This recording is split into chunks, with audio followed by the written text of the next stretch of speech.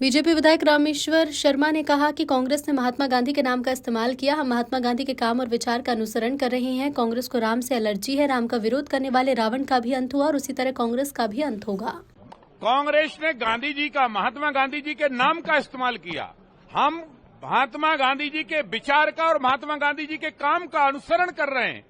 कांग्रेस ने गांधी जी के नाम लेकर अनेक बार सत्ता में आई, पर गरीब का घर नहीं बनाया। आज जगत में, दुनिया में ये दुनिया जानती है कि अगर महात्मा गांधी जी के राम राज की सही कल्पना को जमीन पर उतारने का किसी ने काम किया है तो वो भारत के प्रधानमंत्री नरेंद्र मोदी जी ने किया है। इसलिए हमने अयोध्या में राम मंदिर का निर्माण किया, इसलिए गरीब के पक्के मकान बनाने का काम किया, इसलिए हमने गरीब के इलाज के लिए 5 लाख रुपए की आयुष्मान कार्ड देने का काम किया, इसलिए अन्नदाता किसान का हमने सम्मान किया, क्योंकि गांधी जी चाहते थे सबका सम्मान हो, सबका साथ हो, सबका विकास हो, और यही काम नरेंद्र मोदी जी सरकार कर रही है। कांग्रेस को राम से एलर्जी है, इसलिए विरोध कर रही है। कांग्रेस को मैं बता देना चाहता हूं कि राम से एलर्जी रखोगे तो रावण से लेकर कांग्रेस सबका अंत होगा और चल नहीं पाओगे। कांग्रेस कह रही कि मनरेगा में भी भ्रष्टाचार होता था और अब उसे राम जी का नाम दिया। मनरेगा में भ्रष्टाचार कांग्रेस की, मनमोहन सिंह की सरकार के समय होता था। अब मनरेगा के बलबूते पर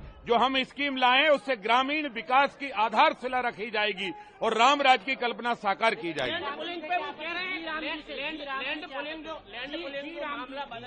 जी राम जी से आपत्ति कांग्रेस को पहले भी थी, क्योंकि कांग्रेस राम विरोधी है।